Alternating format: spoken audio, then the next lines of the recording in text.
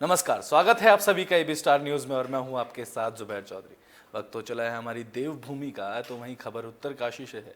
आपको बता दें कि उत्तरकाशी में भरत महाराज बर्फ के बीच में ही भक्ति में मलीन हो गए। आपको बता दें कि उत्तराखंड के गंगोत्री धाम और यमुनोत्री धाम के बीच बर्फ की सफ़ेद चादर बन चुकी है, लेकिन इन सब के बीच कुछ साधु संत दोनों धाम में तपस्या में लीन हैं। आपको बता दें कि दोनों ही धाम अध्यात्म के लिए जाने जाते हैं। तो वही यमुनोत्री धाम से एक दिलचस्प तस्वीर सामने आई है, जिसमें यमुनोत्री में हनुमान मंदिर के मुख्य पुजारी भरत महाराज बर्फ में ध्यान केंद्रित कर स्तुति में लीन है। नज़ारा उत्तरकाशी का है। 1 मिनट की वीडियो में हनुमान मंदिर के भरत महाराज बर्फ में बैठकर हनुमान की स्तुति में ध्यान लगाए बैठे हैं और बर्फ के ऊपर बिना कुछ बिछाए हुए ही वह ध्यान लगा रखे हैं। आपको बता दें कि दरअसल यमुनोत्री धाम में इस समय करीब 4 फीट तक बर्फ जमी हुई है। शीतकाल में यमुनोत्री धाम के कपाट 6 महीने तक बंद रहते हैं। इस समय यमुनोत्री के पैदल मार्ग में भी बर्फ जमी हुई है, लिहाजा धाम तक पहुंचना इस समय आसान नहीं है।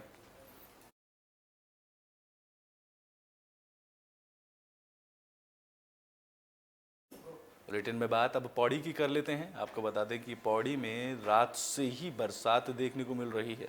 आपको बता दें कि पौड़ी में मौसम ने अपना रुख बदला है। तो वहीं श्रीनगर, गढ़वाल, सतपुली, चौबट्टा खाल और यमकेश्वर में रात से लगातार बारिश हो और ओलावृष्टि हो रही है। इन इलाकों में भारी बरसात से तापमान में गिरावट देखने को मिल रही है। बता दें कि मौसम विभाग ने बारिश और बर्फबारी की संभावनाएं जताई थी, जिसके बाद मौसम में बदलाव देखने को मिला, जिससे कि एक बार फिर मौसम विभाग की भविष्यवाणी सही साबित हुई है।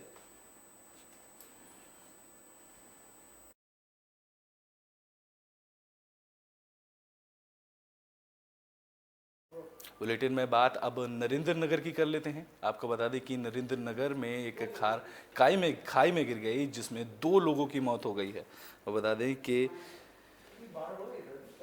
गढ़वाल के नेशनल हाईवे ऋषिकेश बद्रीनाथ पर ब्रह्मपुत्री में एक ऑल्टो कार गहरी खाई में गिर गई। बता दें कि कार में एक युवती और 3 पुरुष सवार थे, जिसमें से 2 जनों की मौके पर ही मौत हो गई, तो वहीं 2 लोग गंभीर रूप से घायल हो गए। तो अब आपको बता दें कि मौके पर पहुंची एसडीआरएफ और पुलिस की टीम ने दोनों घायलों को खाई से निकालकर एम्स ऋषिकेश पहुंचाया, जहां दोनों की हालत गंभीर बनी हुई है।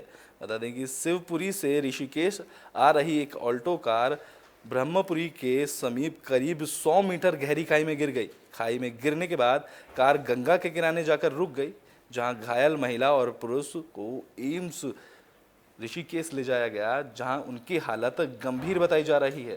पुलिस के मुताबिक दुर्घटना का कारण अभी तक भी स्पष्ट नहीं हो पाया है, जहां इंस्पेक्टर रितेश शाह ने बताया कि मृतकों के शवों को पोस्टमार्टम के लिए एम्स भेज दिया गया है। पुलिस दुर्घटना के कारणों की जांच कर रही है। एक गाड़ी जो बैरिंग गांव से नीचे ऋषिकेश की ओर आ रही थी, जिसको विकास नाम का एक व्यक्ति जो व्यवसाय से आपके फोटोग्राफर हैं, और उनके एक सहयोगी फोटोग्राफ जिनका नाम संजीव सिंह सजवान जी हैं। और उसमें जो 2 आदमी ने वो लिफ्ट ली, एक कुमारी रीना ने और एक आपके रामदयाल पुत्र श्री बुद्धिदास जी ने लिफ्ट ली थी।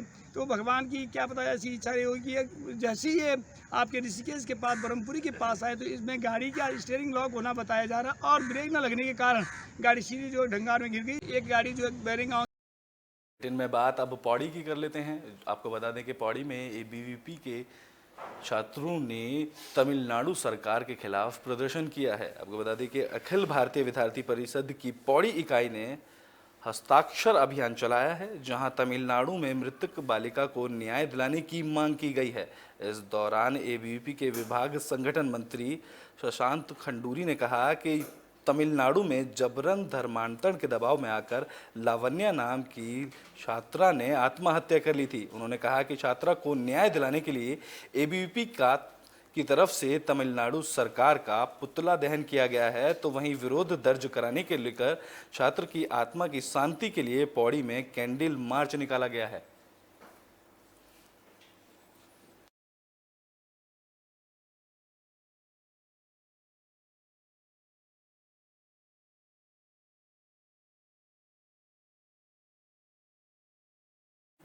बुलेटिन में बात अब अल्मोड़ा की कर लेते हैं। आपको बता दें कि अल्मोड़ा में राजकीय कॉलेज में परीक्षाएं शुरू हो गई हैं।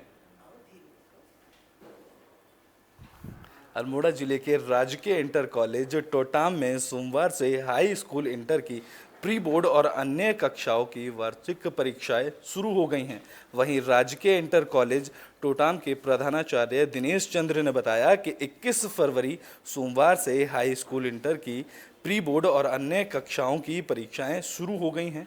बता दें कि कोरोना महामारी को लेकर स्कूल को सैनिटाइज किया गया है, जहां छात्र छात्राओं को हैंड सैनिटाइजर करके ही स्कूल में प्रवेश दिया जा रहा है। बता दें कि कोरोना ने पिछले 2 सालों में शिक्षा व्यवस्था को पटरी से उतार दिया है। अधिकतर समय छात्र छात्राओं ने ऑनलाइन माध्यम से ही शिक्षा प्राप्त की है। इस वर्ष भी साल से पहले ही महीने में कोरोना ने दस्तक दी थी, जिससे कि बाकी समस्याओं को बढ़ा दिया था। आपको बता दें कि हालांकि अधिकतर स्कूलों में शीतकालीन अवकाश रहे थे।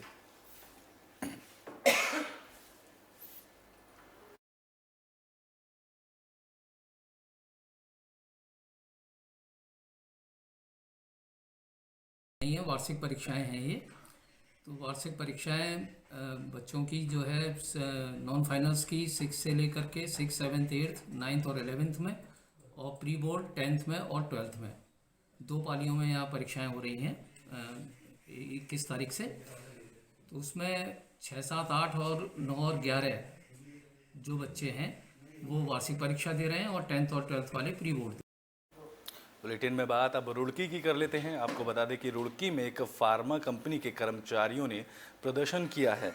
रुड़की के सालियार में एक फार्म कंपनी के बाहर कई दर्जन कर्मचारियों ने धरना प्रदर्शन कर जमकर हंगामा किया है। आपको बता दें कि सालियार में ओमेगा बायोटेक के नाम से एक फार्मा कंपनी है, जिसके कर्मचारियों ने फैक्ट्री प्रबंधन पर कम तनख्वाह देने, अभद्र भाषा और जाति सूचक शब्दों का प्रयोग करने का आरोप लगाया है, जिसको लेकर फार्मा कंपनी के बाहर कई दर्जन कर्मचारी धरने पर बैठ गए, जिसके समर्थन में भीम आर्मी के कार्यकर्ता भी मौके पर पहुंच गए।